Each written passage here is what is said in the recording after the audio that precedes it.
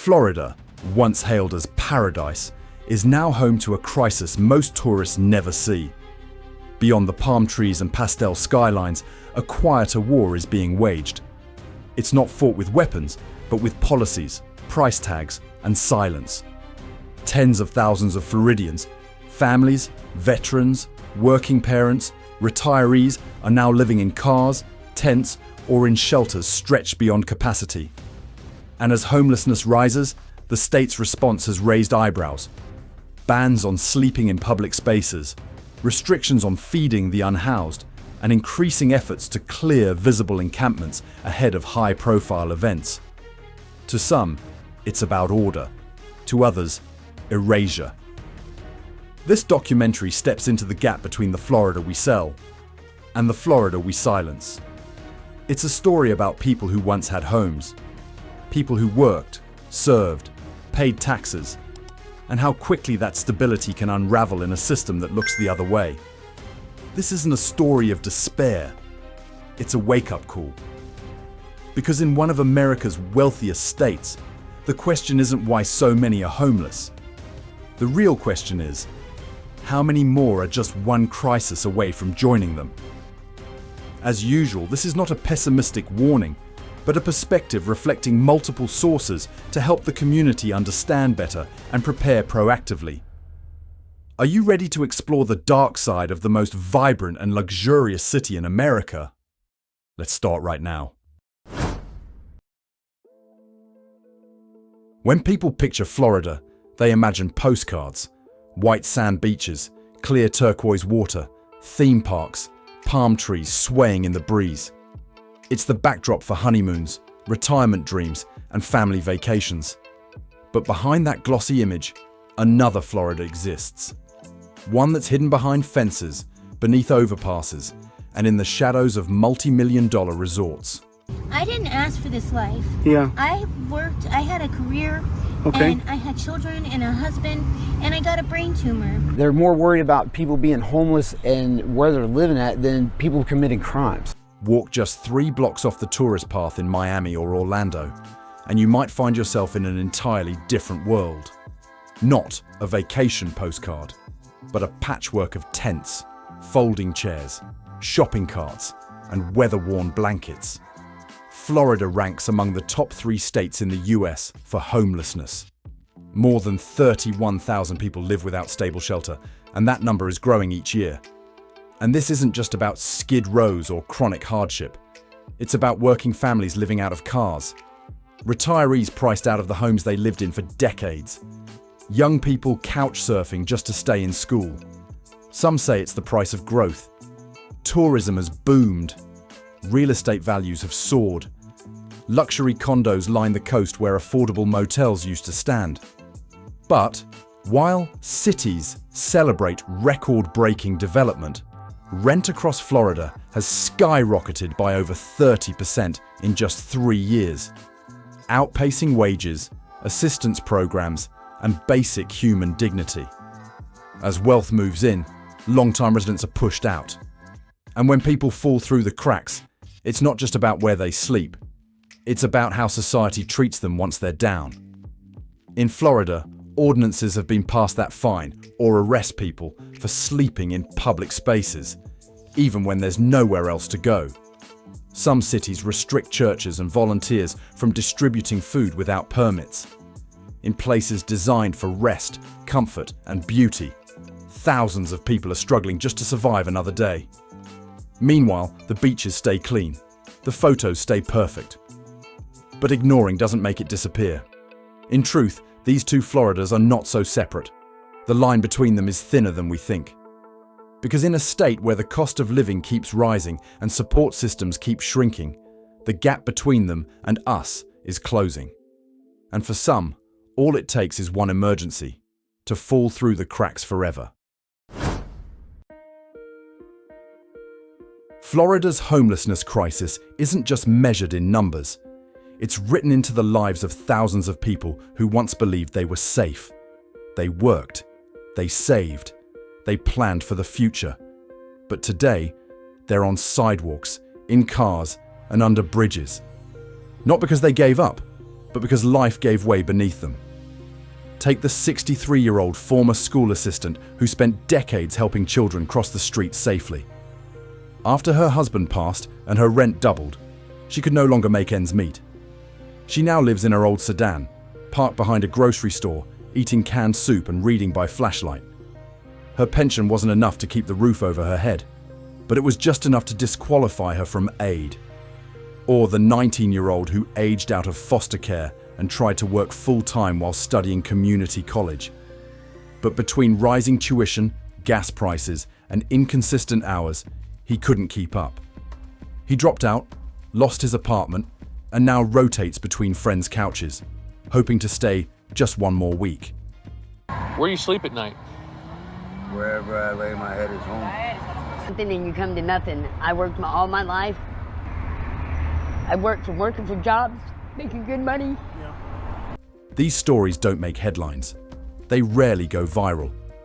But they are the quiet, daily reality of modern Florida. Most people experiencing homelessness in the state aren't visibly on the street. Many are hidden, living in motels, cars, or doubled up with family. A single mother and her 2 kids sharing a 1-bedroom with another family. A veteran sleeping in a pickup truck on the edge of town. A teen spending nights in a laundromat to stay safe. According to the 2023 point-in-time count, Florida saw an increase in unsheltered homelessness by 17% compared to the previous year, one of the highest surges in the country. But behind every percentage point is a person, and behind each person, a fragile line, the one separating stability from sudden vulnerability. No one plans to lose their home. It usually happens slowly. One missed paycheck, one medical bill, one broken down car at the worst possible moment. That's why the story unfolding across Florida is not just about them. It's about how close any of us could be to falling through the same cracks. Because in today's economy, all it takes is one wrong turn, and the map disappears.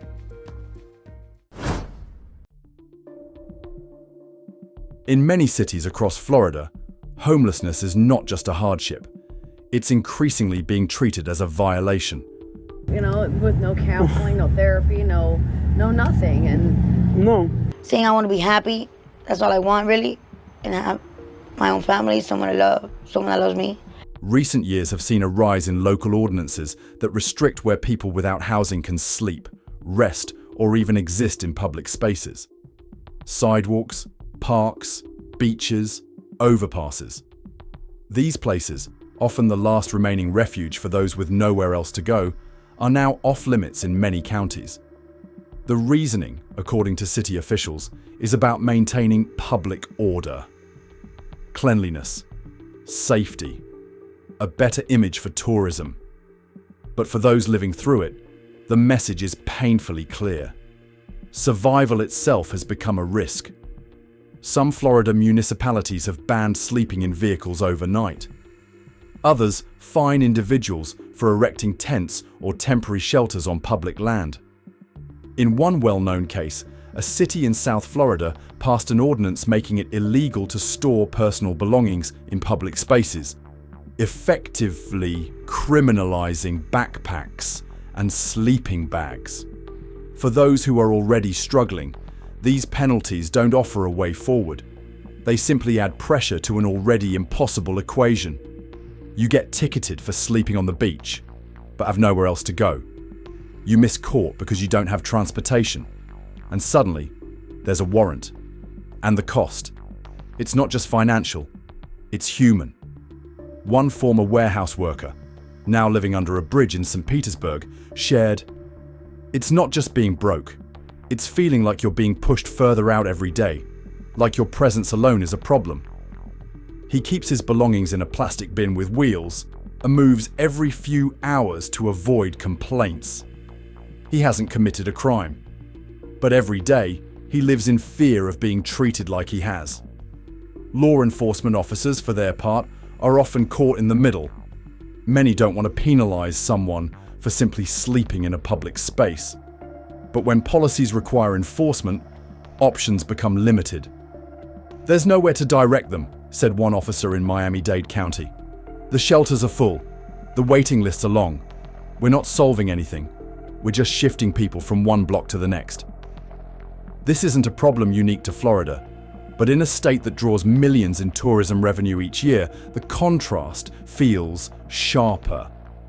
Millions are spent on beautifying public areas, while support for shelters, transitional housing, and outreach programs remains limited or underfunded. As a result, many unhoused individuals describe life not only as a daily struggle for food or shelter, but also as a constant negotiation with authority, trying not to be seen as a disruption. The bigger question isn't about legality, it's about dignity. Can a society truly call itself just if the act of trying to survive, of laying down to rest, of holding on to your few belongings, becomes something punishable?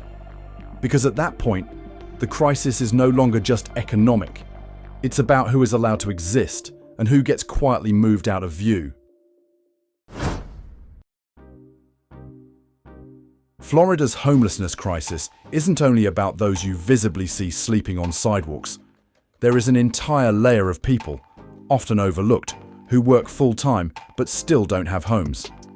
According to a 2023 report by the National Low-Income Housing Coalition, a full-time minimum wage worker in Florida, earning $11 per hour, would need to work 92 hours a week just to afford a modest one-bedroom apartment at market rate. That's more than 2 full-time jobs, just to afford shelter. According to a 2023 report by the National Low-Income Housing Coalition, a full-time minimum wage worker in Florida, earning $11 per hour, would need to work 92 hours a week just to afford a modest one-bedroom apartment at market rate. That's more than 2 full-time jobs just to afford shelter. Even higher wage workers are feeling the squeeze. In cities like Miami, Orlando, and Tampa, rents have risen over 30% since 2020. Yet wages have remained largely stagnant. The Florida Center for Fiscal and Economic Policy points out that nearly 1 in 3 renters in the state now spend over 50% of their income on housing alone. For workers in tourism, retail, hospitality, and delivery, some of the industries Florida is most known for, the numbers simply don't work. And for those without savings, a support system, or affordable housing options, the result is not just financial strain, it's displacement. They're not asking for a handout, they're asking for a chance to stay off the street while still working. These are people who cook your food, clean hotel rooms, care for the elderly, the engine behind Florida's service economy. But they're being priced out of the very cities they keep running. It's why more and more employees in Florida now live in motels, sleep in their vehicles, or commute hours from far-off counties where rent is marginally lower. Some ride bikes for miles to job sites. Others park in 24-hour store lots and sleep in shifts. A growing number shower in gyms or public restrooms before heading into customer-facing roles. The term working homeless used to be rare. Today, it's part of our daily vocabulary, and it challenges one of America's most deeply held beliefs: that if you work hard, you'll have a home. That promise in Florida is beginning to unravel.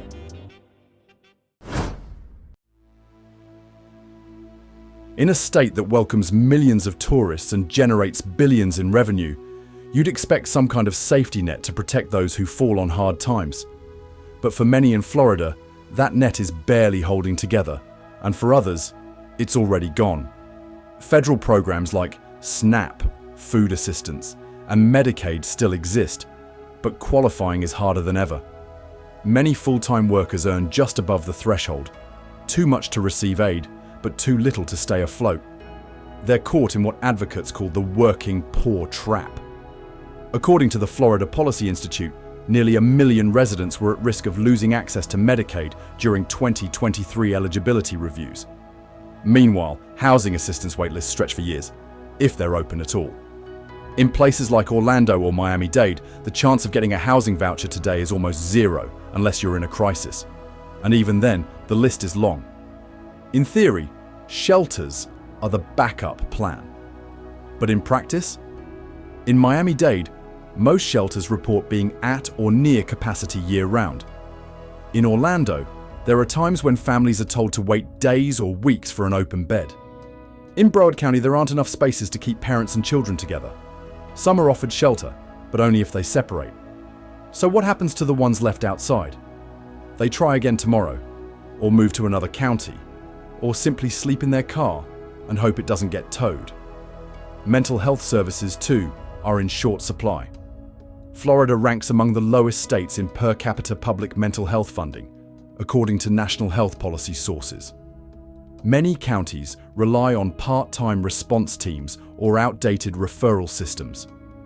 Those experiencing emotional or psychological distress often go without support, not because they don't want help, but because the help isn't there when they need it. As one case manager in Tampa put it, it's not that people don't try, it's that by the time they reach us, they've already been turned away 5 times. Even in emergencies, a sudden eviction, a lost job, a major storm, the gap between falling and being caught is wider than most realize. That's why this isn't just a crisis of poverty. It's a crisis of access, of timing, of how long people can wait when there's no margin left.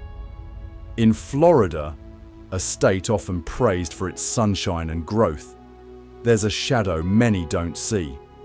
People are slipping through the cracks, not because they gave up, but because the system gave up on them first. They're not always who you picture when you hear the word homeless. No tents, no signs, no headlines. Yet across Florida, young people, often under 25, are quietly falling through the cracks of a system that was never built for them. According to the Florida Department of Education, more than 82,000 students were identified as experiencing homelessness during the 2022 to 2023 school year. That includes kids living in motels, cars, or doubled up with other families, a term used when multiple households are forced to share a single space. For teens and young adults without stable families, the reality is even more fragile.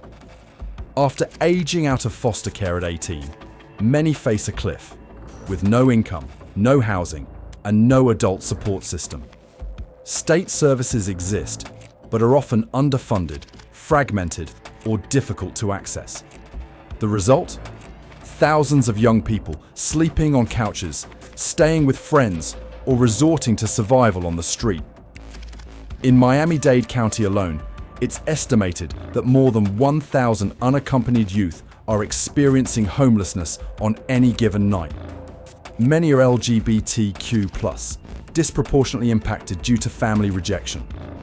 Others are former foster youth, young service workers, or recent high school graduates who were priced out before they ever got a start. And because most aren't visibly on the street, instead moving from place to place. They're often excluded from counts and forgotten in policy. One school counselor in Jacksonville shared that some students show up every day, clean, quiet, polite, and completely invisible in the system. No one knows they've been sleeping in a car for weeks. They keep their heads down, just trying to finish school and avoid being noticed. But without targeted support, transitional housing, youth-specific services, mental health care, many don't make it through, dropping out, falling into unsafe situations, or being exploited becomes more likely with every week that passes without stability. Florida's youth homelessness isn't just a side effect of poverty, it's a symptom of systems not built for transition. These young people don't need charity, they need structure, trust, and an on-ramp to opportunity that doesn't require navigating a maze of bureaucracy while still learning how to be an adult. They are Florida's future. But if we don't make space for them now, we risk losing an entire generation to silence. In Florida, the skyline is rising, but so is the number of people with nowhere to sleep beneath it. Over the past decade, billions have been invested in luxury developments across Miami, Tampa, and Orlando. High-rises with rooftop pools, condos starting at $700,000, waterfront properties marketed to international investors. From the outside, it looks like a real estate success story.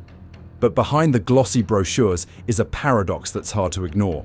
For every new luxury building that opens, more and more Floridians are being priced out of their homes. According to data from the National Low-Income Housing Coalition, Florida ranks among the worst states in the nation for affordable rental housing availability. For every 100 extremely low-income renters, only 28 affordable units exist. And when a working-class family is forced out of a neighborhood to make way for development, those units rarely get replaced. Even modest housing is becoming scarce. In cities like Miami, rents have risen by over 30% since 2020, faster than wages, faster than inflation, and far faster than the state's response. In some areas, entire blocks of older apartments, once affordable to seniors, working families, and students, have been bought up, flipped, and rebranded as luxury spaces. The term redevelopment now often means displacement. Critics argue that Florida's housing strategy has tilted too far in favor of high-end investment and too little toward long-term affordability. While tax incentives lure developers, few mandates exist to ensure that new projects include affordable housing units. In fact, many of these developments are exempt from even basic affordability requirements, especially when funded privately. The result? A growing mismatch between what's being built and who actually needs housing. The contradiction is clear. Cities are growing, yet more people are living in tents and cars. Skyscrapers reach for the clouds, while shelters turn people away each night due to lack of space. And amid it all, the question lingers: who are we building for? Some cities have begun exploring solutions, from inclusionary zoning to affordable housing bonds. But these measures are often outpaced by the speed of luxury development. And in the meantime, those priced out are left to figure it out on their own. The American dream was never meant to be exclusive. But when the only new homes being built are ones the average person can't afford, that dream becomes harder to hold on to. Because this isn't just a housing shortage, it's a values crisis. If Florida's skyline is rising with luxury towers while more and more working families are being pushed onto the streets, then what exactly are we building our cities for? And how much longer can we keep calling it progress when the average person can no longer afford to live in the place they call home? Florida lacks shelter, not sunshine. Not a lack of houses, but a lack of real homes for people. We can continue to paint postcards filled with sunshine and blue seas. But behind that, there are tens of thousands of people quietly struggling to survive. Those who were once neighbors, service staff, babysitters, and veterans now become invisible in the very place they once called home. What do you think about the war between the homeless and Florida? Please share your thoughts in the comments section. Don't forget to like, share, and subscribe to support the channel and stay updated with our latest videos. Thank you for watching, and see you in the next video. This video is made for the purpose of analysis, exploration, and sparking community thought, based on public data, official sources, and true accounts. We do not represent any political organization or government agency, and we do not intend to incite, distort, or mislead. All content in the video aims to raise social awareness and open up a discussion space, not to replace legal advice or official data sources.